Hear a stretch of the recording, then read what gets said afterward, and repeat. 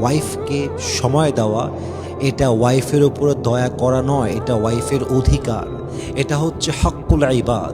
একজন স্বামী যদি তার ওয়াইফকে সময় দেয় এর মানে স্বামী দয়া করছে, ইটস নট লাইক দ্যাট। এটা ওয়াইফ ডিজার্ভ করে, এটা ওয়াইফের রাইট, এটা ওয়াইফের অধিকার। আপনি যদি ওয়াইফকে সময় না দেন, ঘোরাতে না নিয়ে যান, কিছু খাবার কিনে না দেন, গিফট না দেন, প্রপারলি টাইম না দেন, এটার জন্য কিয়ামতের দিন আপনাকে প্রচণ্ড পরিমাণে হিসাবের কাঠগড়ায় দাঁড়িয়ে হিসাব দিতে হবে। কেন দেওয়া লাগবে? কারণ এটা হক্কুল ইবাদ, এটা বান্দার হক। আল্লাহর হক হচ্ছে নামাজ, রোজা, হজ, যাকাত। যদি আপনি পালন করতে না পারেন, আল্লাহ চাইলে আপনাকে মাফ করতে পারেন, কারণ এটা আল্লাহর হক। কিন্তু বান্দার হক যদি বান্দা নষ্ট করে ফেলে, যতক্ষণ পর্যন্ত ওই বান্দা মাফ না করে ওই অন্যায়টা মাফ হয় না। অতএব আপনি যদি আপনার ওয়াইফকে সময় দেন, আপনার এবাদত কবুল হবে, আপনার এবাদতের মান থাকবে। অথবা যদি সময় না দেন, এবাদত করবেন একদিকে, হক নষ্ট করবেন আর একদিকে, এটা প্লাস মাইনাস হয়ে যাবে। কবরে গিয়ে দেখবেন সব আমল আটকে গেছে। কারণটা কি? কারণ আপনি আপনার ওয়াইফের হক নষ্ট করেছেন। এটা কিন্তু মারাত্মক সেন্সিটিভ ব্যাপার। এটা না বুঝলে আপনার জীবনটা বৃথা হয়ে যাবে। বান্দার হক এটা বড় সেন্সিটিভ বিষয়। এজন্য আপনার ওয়াইফকে যদি আপনি প্রপারলি টাইম দিতে পারেন, আপনার এবাদতকে আল্লাহ তাআলা কবুল করবে। বলেন সবাই সুবহানাল্লাহ। আর একটা লাভ, যেই বান্দা তার ওয়াইফকে সময় দেয়, আল্লাহ তার রিজিক বরকত দান করে, হায়াতে বরকত দান করে, রিজিকে বরকত বেড়ে যায়।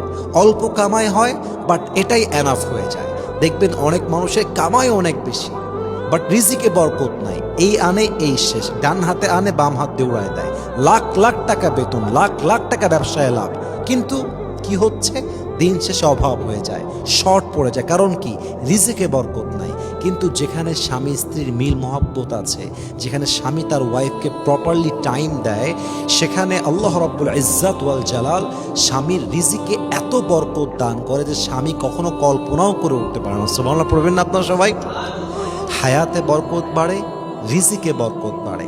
ইভেন যেই স্বামী তার ওয়াইফকে প্রপারলি টাইম দেয়, টাইম স্পেন্ড করে, একসঙ্গে ঘুরতে যায়, সময় দেয়, আড্ডা দেয়, স্বামীর জন্য সবচেয়ে বড় লাভ হচ্ছে আল্লাহ রাব্বুল ইজ্জাত ওয়াল জালাল ওই স্ত্রীকে তার স্বামীর জন্য আনুগত্যশীল স্ত্রী হিসেবে কবুল করে নেয়। সুবহানাল্লাহ পড়েন সবাই। খেয়াল করেন, আমি যদি বলি আমার স্টাফ একটাও আমার কথা শোনে না, এখন আমাকে যিনি বিচার করবেন তিনি বলেন আপনি কি আপনার স্টাফদেরকে বেতন দেন? আমি বললাম না, আমি বেতন দিই না। আমাকে যিনি বিচারক তিনি বিচার করবেন আমার, কেন? আরে আপনি তো বেতন দেন না, আপনার কথা শুনবে কেন?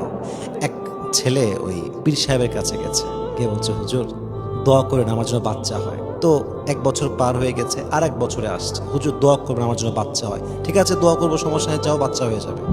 এরপরের বছর আবার আসছে, হুজুর দোয়া করবেন আমার জন্য বাচ্চা হয়। এভাবে প্রায় 3 থেকে 4 বছর আসছে। তো পীর সাহেব বলছে কিরে, প্রত্যেক বছর দোয়া চাই, আমার বাচ্চা চাই, বাচ্চা চাই, হুজুর দোয়া করবেন। তো পীর সাহেব বলছে কিরে বাবা, তুমি কি বিয়ে করছো? বলছেন আমি তো বিয়ে করি নাই। তো আপনাকে তো আসল কাজটা করতে হবে। আপনি যদি আপনার ওয়াইফকে চান আপনার কথা শোনাতে, আপনার ওয়াইফকে টাইম দেওয়া লাগবে, ভালোবাসতে হবে, সময় দেওয়া লাগবে, তাহলে সে আনুগত্যশীল হবে।